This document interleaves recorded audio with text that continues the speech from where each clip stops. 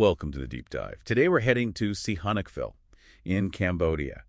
And it's much more than a beach town. Oh, absolutely. It's really a critical case study. Yeah, looking at how rapid, foreign-funded development can just completely reshape a place from this sovereign vision to a really complex geopolitical crucible. And you'll find Sihanoukville's story offers some pretty critical lessons. We're talking geopolitical alignment, the fragility of these speculative economic bubbles, and the huge, huge challenge of building a sustainable urban future. It's a story of ambition, collapse, and, the struggle to rebuild. Okay, let's maybe unpack the beginnings first. Sihanoukville was essentially born out of strategic need, right? Yeah. After French Indochina dissolved. Exactly. Cambodia, as a newly independent country, desperately needed its own direct sea access, independent from Vietnam. That was key for sovereignty. Right, to stand on its own feet. Precisely. And French and U.S. funding were actually pivotal in carving out that modern port. It officially opened in 1960. And it was renamed pretty quickly for King Norodom Sihanouk. Yeah, reflecting his vision for independence. But what's really interesting is it wasn't just a port. It was conceived as a planned city. Planned? How so? It featured this unique style called New Khmer architecture, sort of a blend of modernism and traditional Khmer elements, really reflecting the optimism of that era. So you can almost picture it in the 60s, like this glamorous resort, a symbol of aspiration. It was, for a time, but then it became a pawn in regional wars, and its economy was just completely silenced by the Khmer Rouge. That blank slate nature, the sort of emptiness left behind. Yes. That made it vulnerable later on. Absolutely. Uniquely susceptible to these huge waves of foreign capital later, ready to just pour into the vacuum. Which brings us to the 21st century. Yeah. And this next chapter is explosive.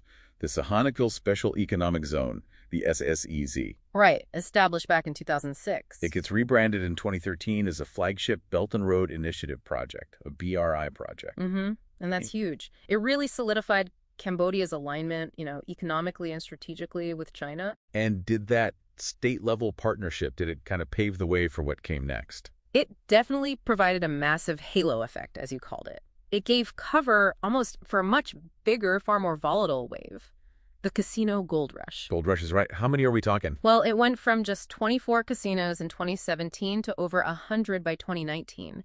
It was aggressively marketed everywhere as the new Macau. Wow, the new Macau. So what did that mean on the ground? The city just blew up. Completely exploded. Population swelled from maybe 60,000 to nearly 300,000 in just a few years. Incredible. But you mentioned this Chinese silo economy. Yeah, that was the downside. Estimates suggest 90% of businesses became Chinese-owned. It largely marginalized local Cambodians. So not really integrated growth. Not at all. It's a classic economic monoculture forming. Just one dominant, very volatile industry and inherently fragile. And that fragility showed.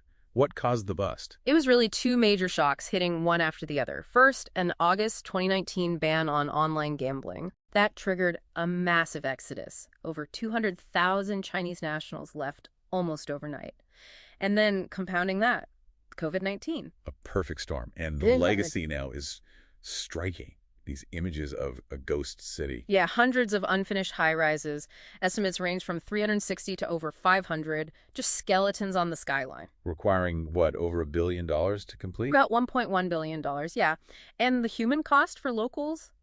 Displacement, crippling debt from rentals that just vanished, and then this really dark side. The online scam operations. Exactly. A huge surge in online scams, forced labor, really grim stuff. And environmentally. All that rapid, unregulated building must have taken a toll. Oh, severe damage. Raw sewage on beaches, unchecked land reclamation destroying coastal ecosystems. It all points to a pretty profound governance failure, really. The rules just couldn't keep up. Not even close. The speed and scale just overwhelmed everything. We see similar patterns elsewhere, but this was extreme. So where does Sihanoukville go from here? Is there a plan? There is. They're trying to pivot. The government's putting in $300 million for infrastructure upgrades, roads, drainage, trying to fix the basics. And trying to revive those ghost buildings. Yeah, through a special investment promotion program, offering big incentives to get new capital in, finish those projects, maybe repurpose them. And looking longer term? They have this very ambitious blueprint, the second Shenzhen plan, running from 2025 to 2038.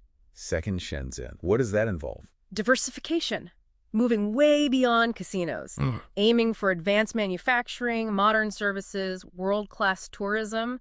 Trying to build a smart, green and inclusive city. A total transformation, really. Absolutely. And crucially for you listening, part of this plan involves attracting international talent. But also focusing on locals. Yes, upskilling the local workforce, investing in technical and vocational education, TVET schools, trying to build that local capacity. So Sihanoukville's future, it feels like a really high-stakes gamble on a truly resilient rebirth. It really is.